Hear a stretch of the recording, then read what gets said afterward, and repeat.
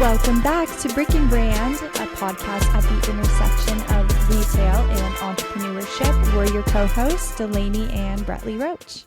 I am so excited to introduce someone today who is not only an incredibly talented designer, but also a very good friend of mine. She's built a reputation for creating beautiful, thoughtful spaces that reflect the people who live in them. Beyond her very, very impressive work, Michelle is also someone I've had the pleasure of knowing personally, which makes this conversation even more special. You're very And sweet. today we're so excited to dive into her journey as a business owner and a founder and a CEO, what inspired her to start this company, and the lessons that she's learned along the way. So without further ado, Michelle Harrison, founder of Michelle Harrison Design, based in San Diego. Welcome to Brick and Brand. Hello, ladies, and thank you so much for having me. I'm so excited. Where do I start? Okay, let me start. We're so So, I A lot to talk about. there's so much to get into. there's so much to talk about. So much. By the way, I absolutely love the questions you sent over. You could tell you did your homework, and I really appreciate that, and I respect that tremendously. So thank you for doing some homework for that. That really makes a big difference for me. And one of the questions was about where did I grow up? And I actually, even though my lineage is from Texas, I actually grew up in New England. I grew up in Connecticut on Little Narragansett Bay. We spent summers in Texas, in San Antonio and Dallas. So I had a very different view of the world. But I will tell you, the thing that always, since I was a kid, I was always into design, always into the architecture. I was fascinated by different characters of spaces. Why is that such a huge porch? And what is that little tiny room on the top floor of an old Victorian home? And all of those things used to fascinate me. I was always asking 50 questions. So, and I will tell you, the old Victorian homes that you see that are mostly coastal, and they have a little tiny room on the top with little windows around it, that's called a widow's walk or a widow's peak. And that's really It's for kinda back in the creepy. day when when the captains, when the wives, their husbands were the captains of the vessel, and they would go out to sea, obviously, for a year, probably maybe even longer. And when they were due to come back, that's why they call it the widow's walk. They would go up to the very top with their scope to see if they could find if their husband's ship was coming in. So that's why there's Oh. that little tiny room with the little, yeah, it's pretty cool. Yeah, who I've knew? always wondered about that, like what those Yeah. were for. They Uh-huh. look so cool, but that's Uh-huh. so interesting. Well, and Yeah. your point Yeah. on there's so many architectural designs and pieces of buildings that I feel like the most people don't notice. Yeah. You just go in and out of buildings and you interact with the architecture, but you don't ever stop to notice, like, why is that there? What if that Right. wasn't there? And when you spend time or you walk a project with someone like you have a whole new appreciation for everything that went in to the I love it. design. Yeah. Yeah. Of course, Texas is very different because you don't have the coast. So you have air conditioning. So that's a very different style. So it was, oh, air You conditioning? need the AC. So you were always super curious and asking a million questions, which I love that. I feel like you still have that quality, and I think that's amazing just to be observant and be curious and learning. What kind of led you into thinking about starting your own business? Or could I do this on my own? Could I have my own company? Where did those thoughts start to happen? Well, the irony is even as a kid, I was always very uh, eager to do art. I was either selling my art or I was making something. I had these little art pieces that I made when I was a kid. and I would sell them at craft fairs, and then I got into button jewelry. I mean, I always did something, and I think it was just in my DNA. It wasn't something I set out to, and, there really was no roadmap. It just really fell into my lap, doing my own thing, and I had already been in design, and I don't know how to explain it. I was really blessed. I had a lot of Naturally. support, and Yeah. one day I was just like, "Oh, I guess I'm starting my own business. Okay, let's do it." So Go take ahead. us back. You grew up in Texas. When did you move to San Diego? Did you move here as a young Well, you person, or interesting. when did you I forgot to mention establish? that. I moved here right out of college in 1981 from Connecticut. I took my American Tourister luggage, $1,500, and I came out. I knew I didn't want to stay in that little hometown. I wanted to explore. And so when you get to San Diego, Did I know anybody? did you immediately go to well, yes, that Oh my God, thank too. you. Probably not. Oh my gosh. Yes, I worked for Montgomery Wards. You probably don't even know Montgomery Wards. It was a large I've never heard of department that. store, and I sold draperies. Love it. Love it. Yeah, Doing that was what my you gotta sweet spot. do. Yeah, you have to start somewhere. Yeah. Montgomery Wards was located in Mission Valley where Target is now. Wow. Okay. And so that kind of transpired into I could do this on my own. You said you had a lot of support. What did it actually look like though? Take us into like early days Okay. of starting So Michelle the Harrison Design. I can't imagine that was like super seamless and easy for you. no, but the irony is after that, I worked for a wonderful company called Oakwood Apartments, and I was in leasing and property management for them, a very large apartment chain. Absolutely amazing, amazing training, and the best friendships I've ever had. And they had, when I tell you they had the best training, whether it be on the phone or whether it be in person, we had training for phone calls as well as sales calls. And then we also had training for on site because you have to tour the property and show people. Now, back then, you did not have computers like we have now. So really, it was always a walk-in. Somebody would always walk in and tour. And then fast forward after that, I worked for a company called Scandia Interiors, and it was a Scandinavian furniture store, and I worked for them for a few years, and I really enjoyed, again, the minimalist style, and I learned so much about Scandinavian sensibilities and the style and the design, and went to Denmark for a buying trip for that. That was really cool. And then to make a long story short, I fell into multifamily design, and here we are. I had worked for a property management company for 5 years, and I can walk the walk and talk the talk. So I really had an understanding of curb appeal all the way through to the entry, all the way through to obviously your interaction with the staff and the property, the tour route they call it.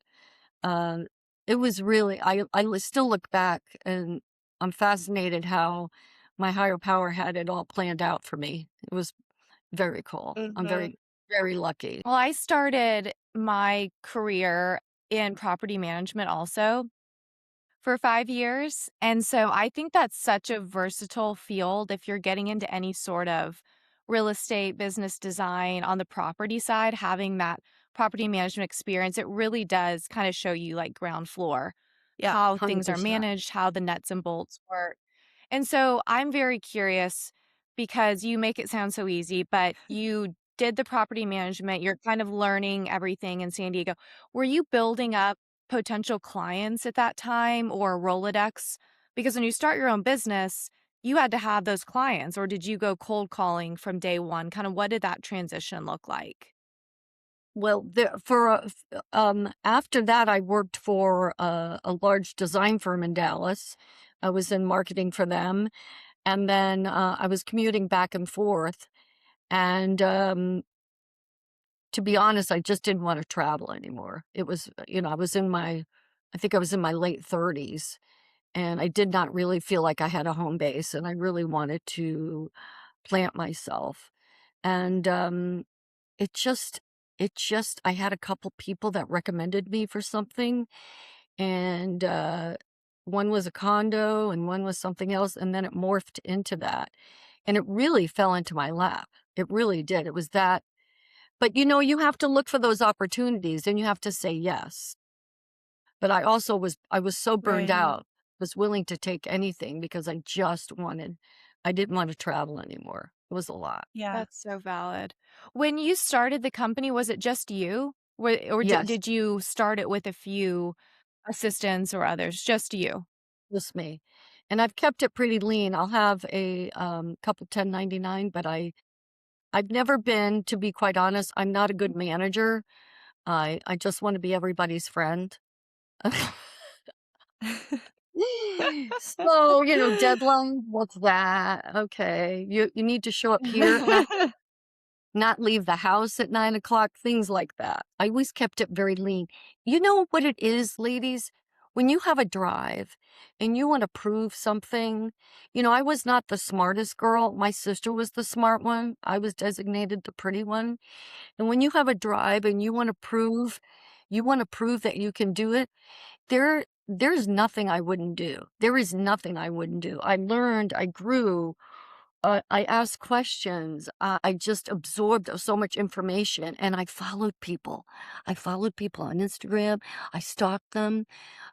Even before that, there's a fella a fabulous designer, Christopher Kennedy in Palm Springs. He's an amazing designer and was very instrumental in starting modernism. And I literally heard his name, heard somebody talking to him at the Vegas show in one of the furniture showrooms, and I went bonkers. And he could not have been nicer. And I was able to chew his ear off, learn from him, and he did multifamily as well as residential. And, people are really open and honest and will help you if you ask. But you have to ask. And I noticed that about you within 5 seconds. Your incredible people skills, you make everyone around you feel like they're involved, they're part of the conversation, they're wanted, they're welcome.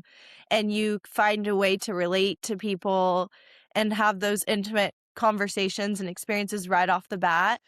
And I just think it's great advice to be like, put yourself out there and ask questions, ask for help. And that's the quickest way to build yourself up. So Michelle Harrison Design has now been in San Diego 26 for years. over 25 years. 26. Wow. That's insane, Michelle.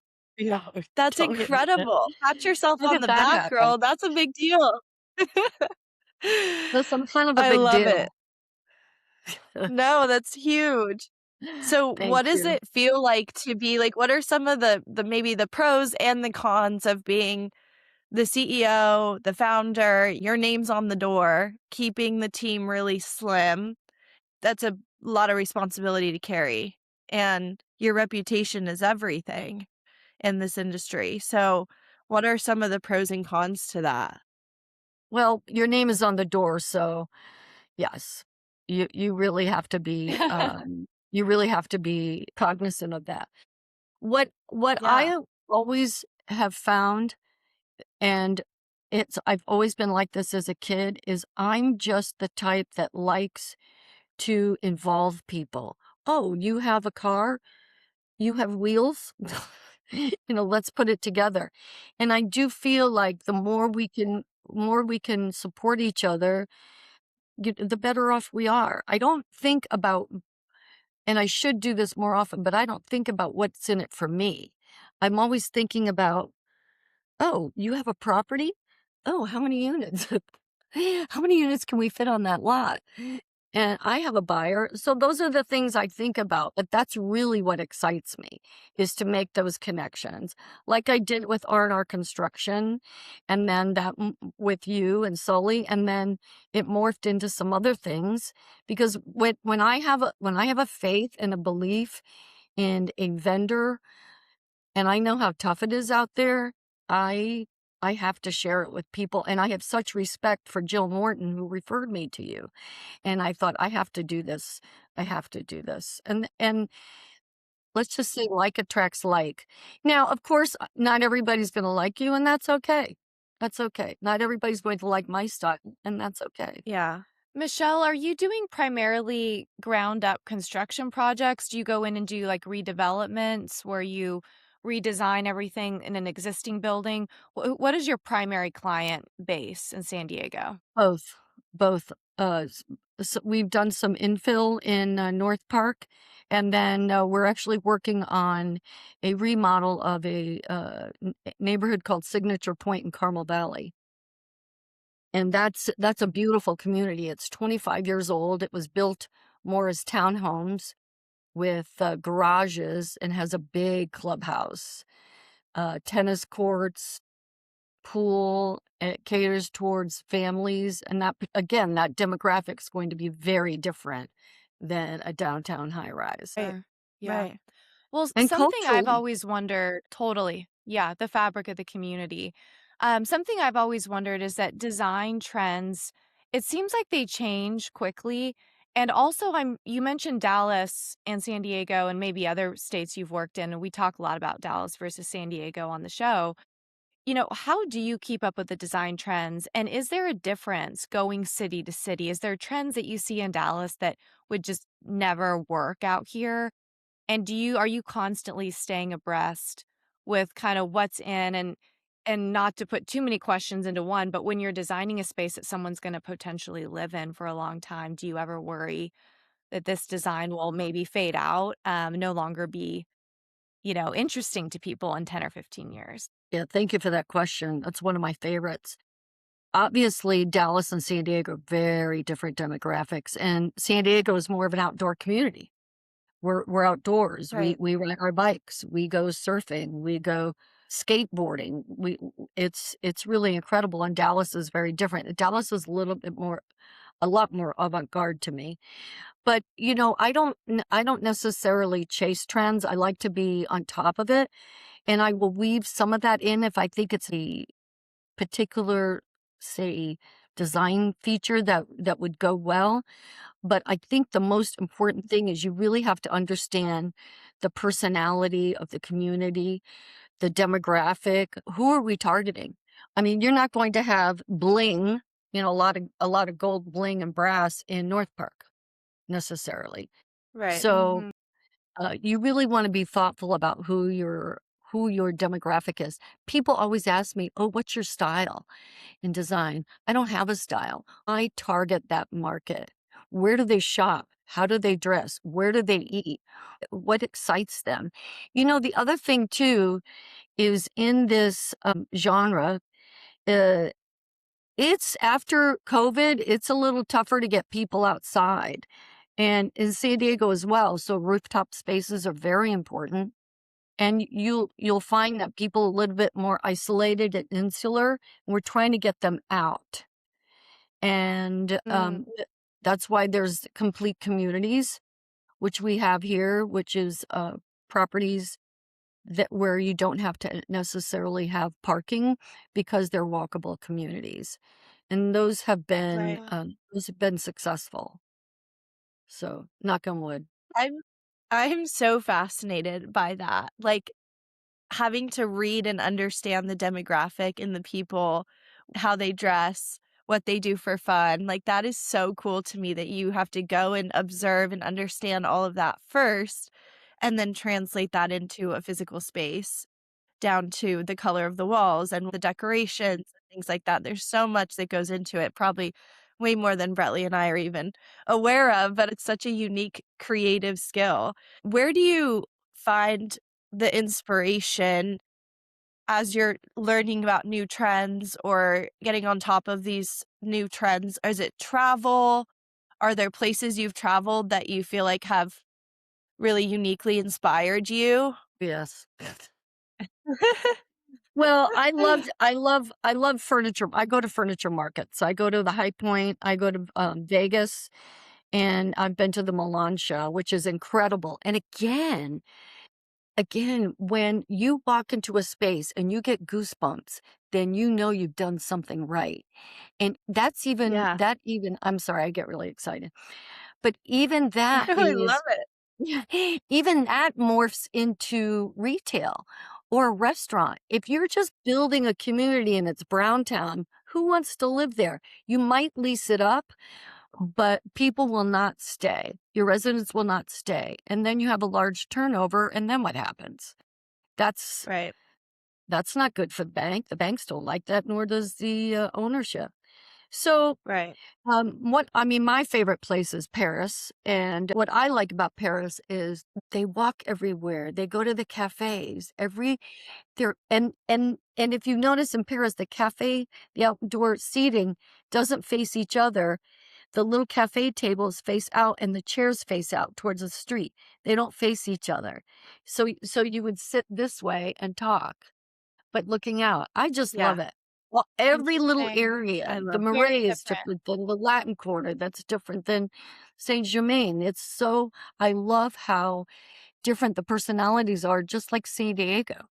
And even in retail, Carmel Valley, your retail spaces are going to be so different than Fashion Valley. I mean, Right. let's face let's face it. And if you haven't thought it through, if you don't think about the wow factor, you're missing such an opportunity. Don't even half the time I want to say, don't even bother. Don't e- If you're buying furniture off the shelf and you're like, well, we just need chairs. Oh, you don't need chairs. You need chairs, but tell me more about the chair.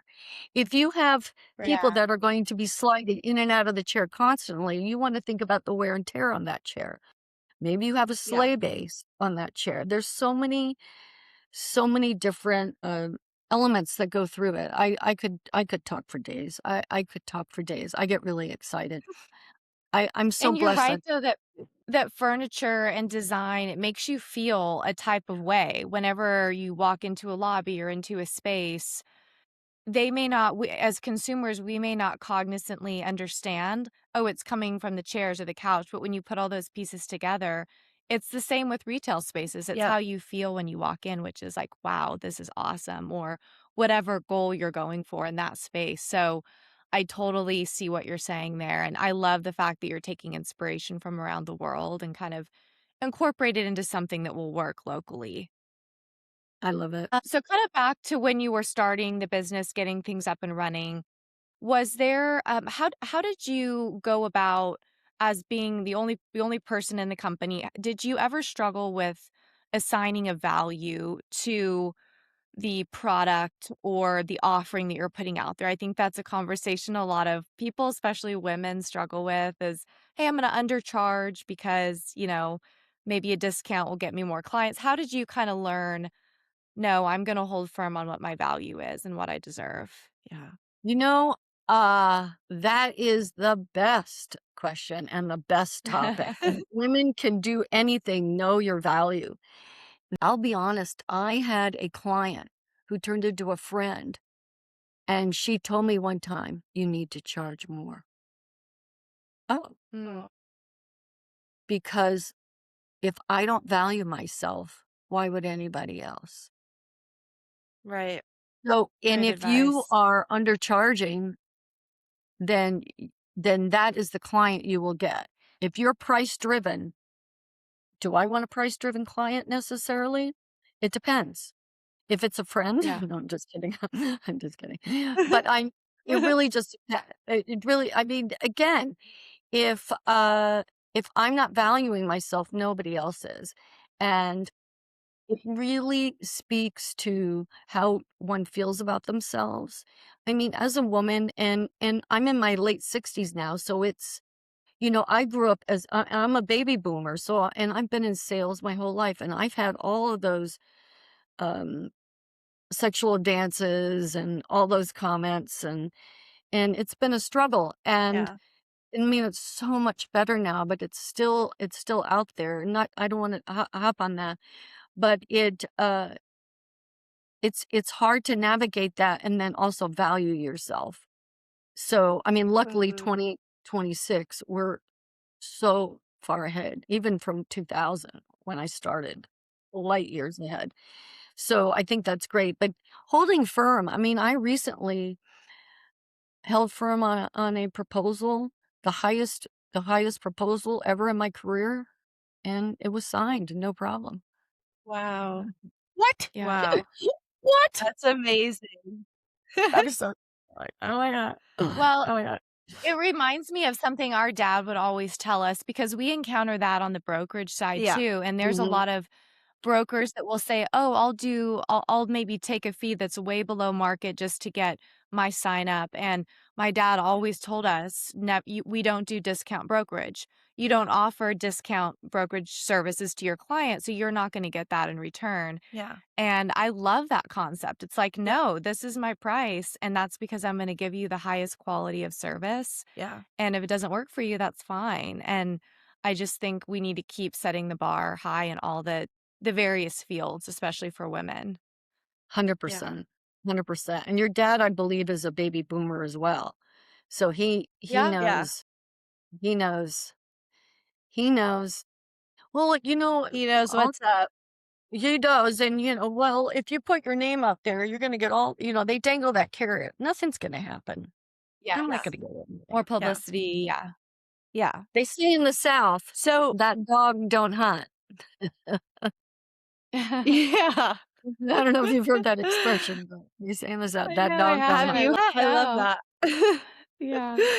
So, Michelle, you sit at the intersection of design and real estate, both residential and commercial. What are developers and landlords, from your vantage point, what are they kind of consistently getting wrong about how design impacts leasing velocity and occupancy rates and turnover? What do you think some common misunderstandings or misconceptions are from landlords and property owners? The first thing I like to ask them is, "Do you value perception?" Mm, Great question. Because yeah. perception is everything. And if I'm walking up to Browntown, little apartment building, there you have it. I mean, you're not going to Yeah. have, you're not, I guarantee you won't have residents that stay longer than a year. Typically, it's a 48% turnover rate, which is very high. In the luxury market, it's more like 56%, I think it is. So it's much better, but there's so much competition out there. So not only the design should have a narrative and a thoughtful one, and one that really has more of an intentional feel, but you also have to have activities and you have to have the right staff. It's not easy. It's very competitive out there. And as you notice, the builders aren't building condos like they used to. It's just it's apartments.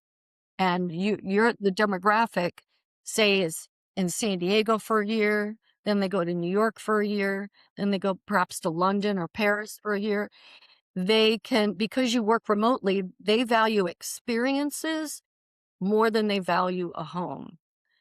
And what I mean by that is my generation was, you got to buy a house, you got to buy a house, you got to buy a house, you got to have equity.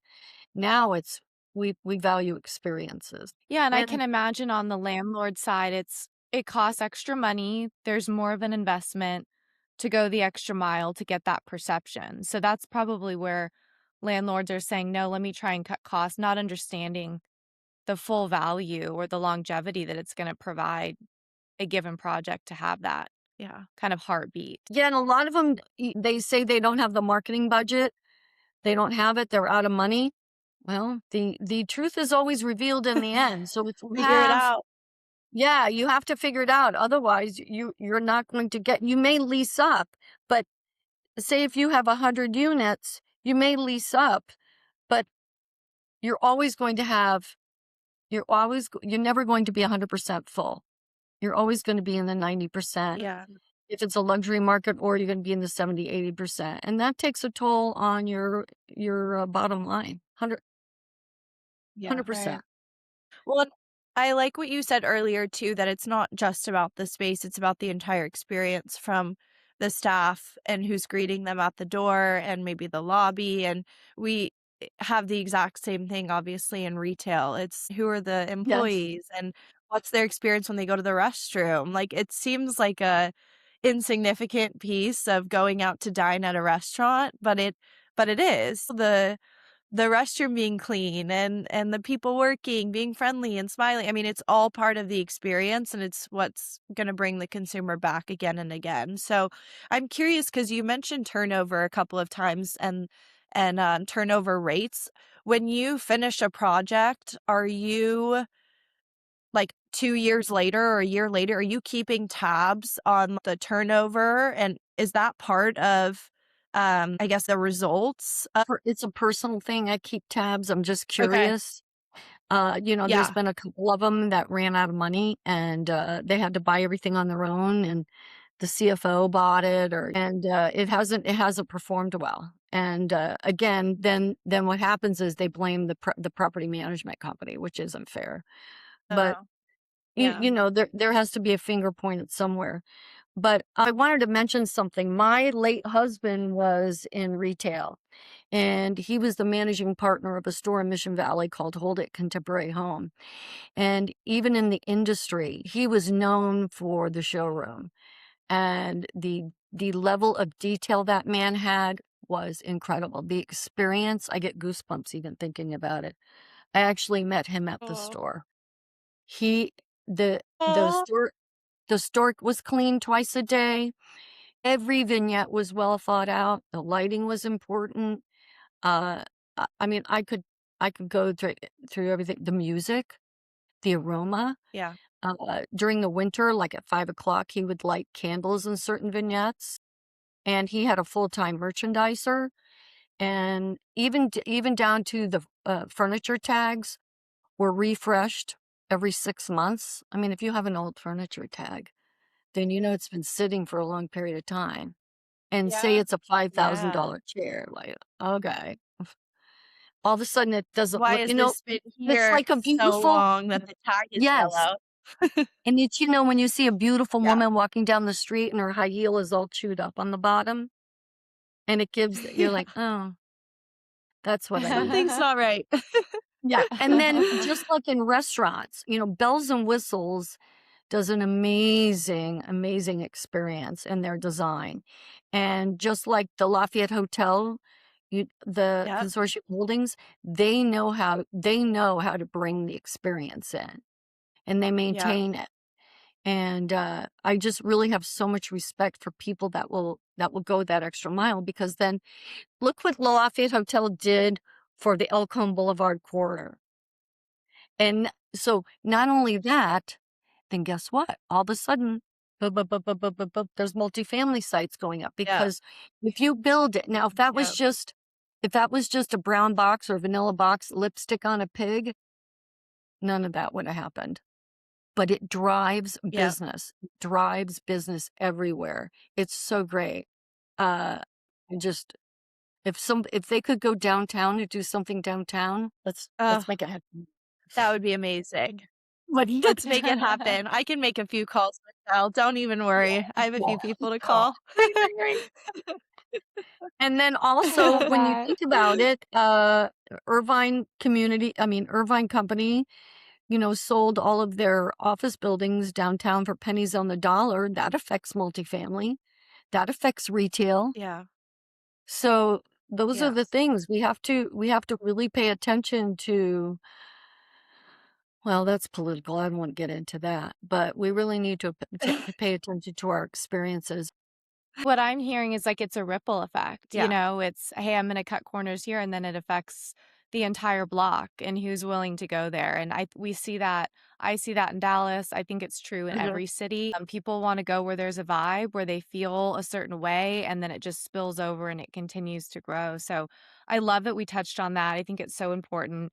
One thing I do want to talk about is you've had a firm for 25 years, but I believe, intentionally kind of kept it small as a boutique.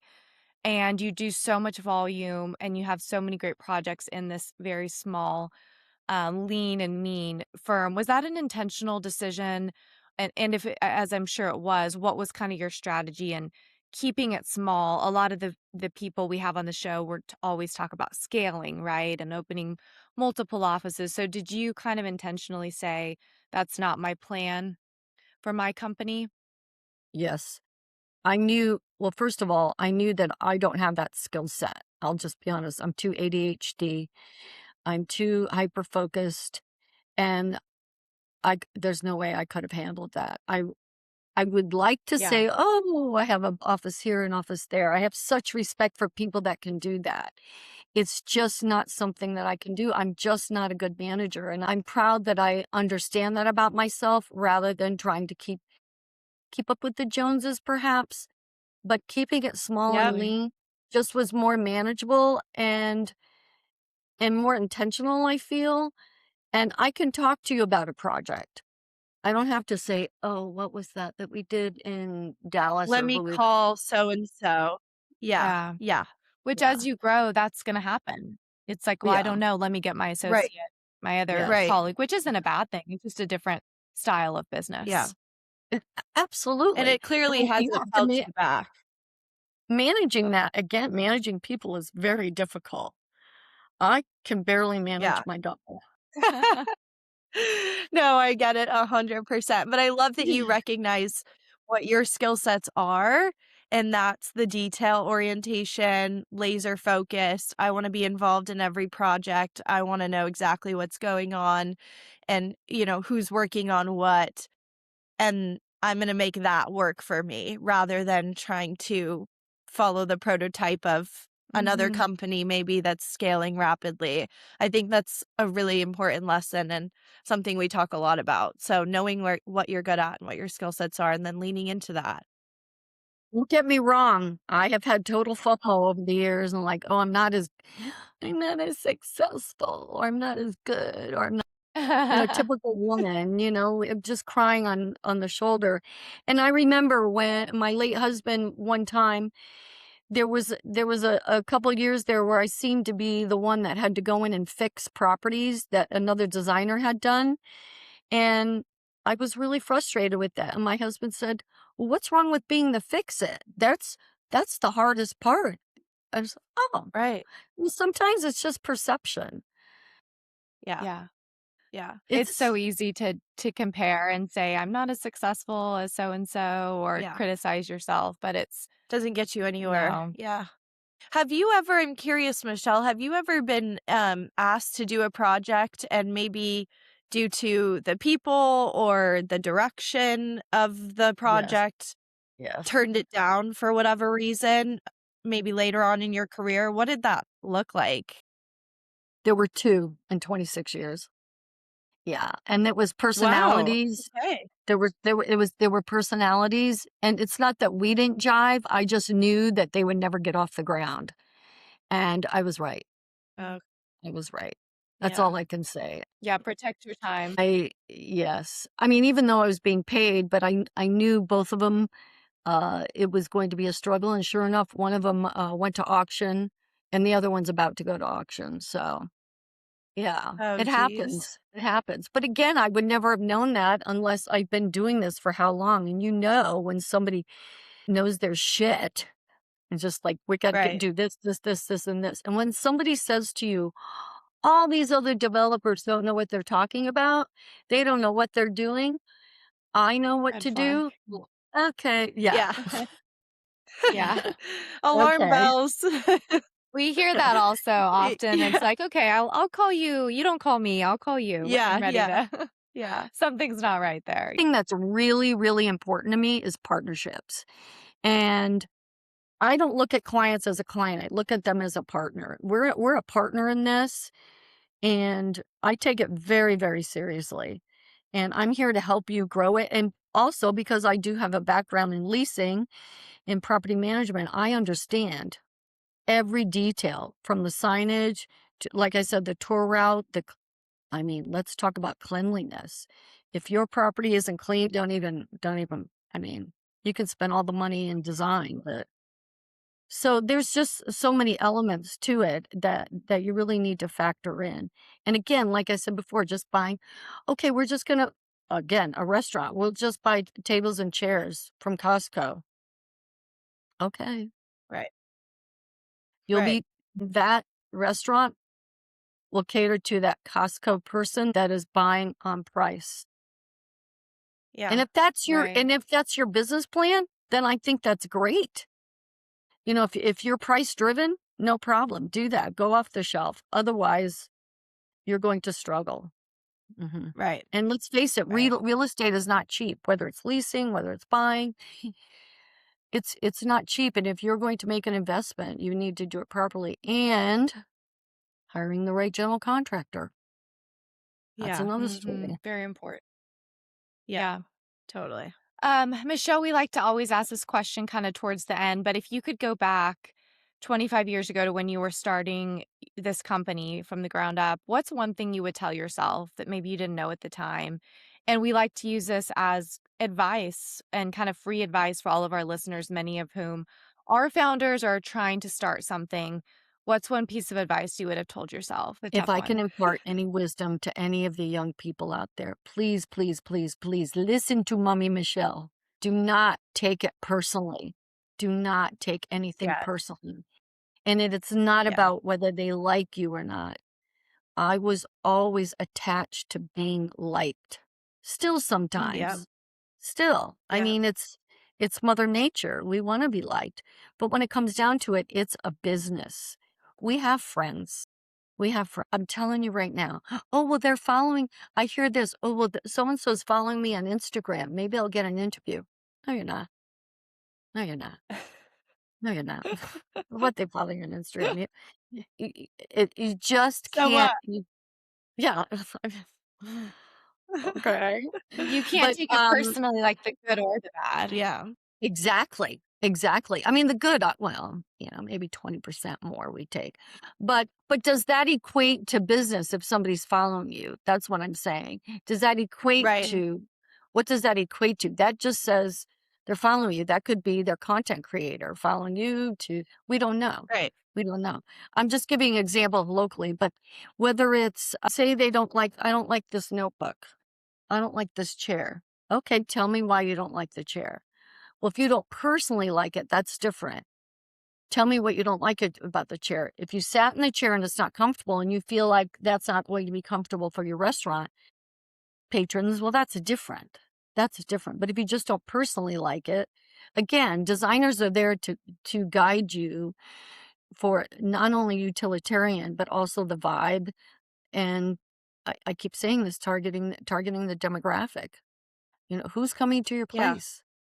And again, perception, perception, perception. You have to value perception. I agree 100%. Brett Lee's been such a good just inspiration in that way because I think I have a tendency to take things personally as well. And especially when I was first getting into the business, I would call her and be like, okay, they don't want to work with me anymore, or they said they want to work with somebody else, or they don't like, I showed them all these spaces and they hate them all. And I feel like a loser. And she would always, always just remind me that business is not personal. It's not Yeah. personal at all. And don't take it that way. Don't make it something that's going to personally affect you. We're all out here working our butts off trying to make a dime. It Brett Lee really is a is. really Yeah. good leader and example of Well, I that. say that all the time because I'm continually reminding myself because like Yeah. you, Michelle, I don't necessarily seek being liked too much. I don't Yeah. think that's one of my main drivers, but when a client ghosts you or doesn't follow through, I still have those feelings of how dare they? Like we Yeah. spent all that time together and they're not even going to give me the courtesy of a call. And that all of a sudden it feels personal, Yeah. right? And so you have to kind of go, okay, it in every way it feels personal, but I have to just believe that it's not. Yeah. And because if you take it personally, you'll constantly be feeling badly because Yeah. we're dealing with Yeah. so many people. Yeah. They're not all going to treat you exactly how you want. So it's just I think it's universal advice. So I love that you shared that. You're such a gem. You have so much knowledge and just to have this long career of being successful as a woman and doing it mainly on your own, your wisdom and you're such a bright light, so much energy. And thank you so much for being on and sharing that with us today. It's been such a pleasure. Yeah. We're You're a excited to huge keep going. inspiration, Michelle. I'm so happy you we got connected. Oh, the hearts. I love it. Yes, we love you. Thank you so much right. for being on the show. We'll see you next week on Rick and Brand.